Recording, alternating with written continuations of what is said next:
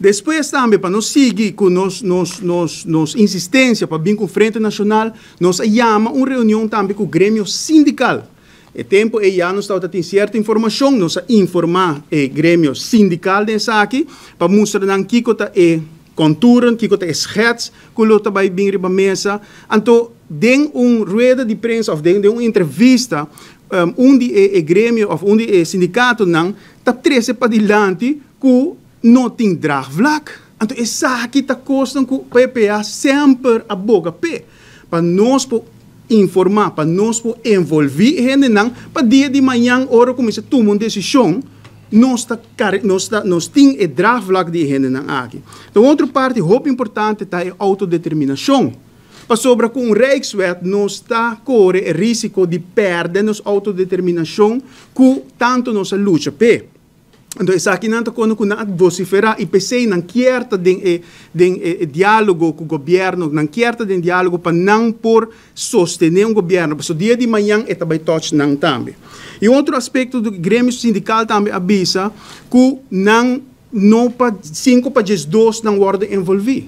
E sei, nós estamos para que também passa, se nada não ordem suceder, que fim de ano aqui, entende minha palavra, fim de ano aqui, provavelmente não está bem 5 para 2 dentro do parlamento e portanto provavelmente não também passa a lei aqui sem envolver Grêmio Comercial, Grêmio Sindical que é backbone do país aqui também que vai sostener a lei aqui ou a decisão aqui.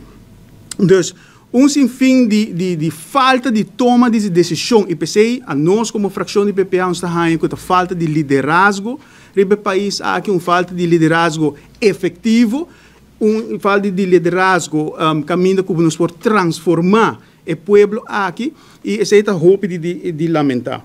Então, dia mais nós para o que trata a Frente Nacional nós não lo stop de insistir para nos formar a Frente Nacional aqui e espera que de maneira que nós estamos para cada biaco PPA 13 ponto não para diante nós estamos com o governo de viaja depois está executando aunque agora aqui nós está tendo pouco nós tem questão ou pergunta não para o que está manejo.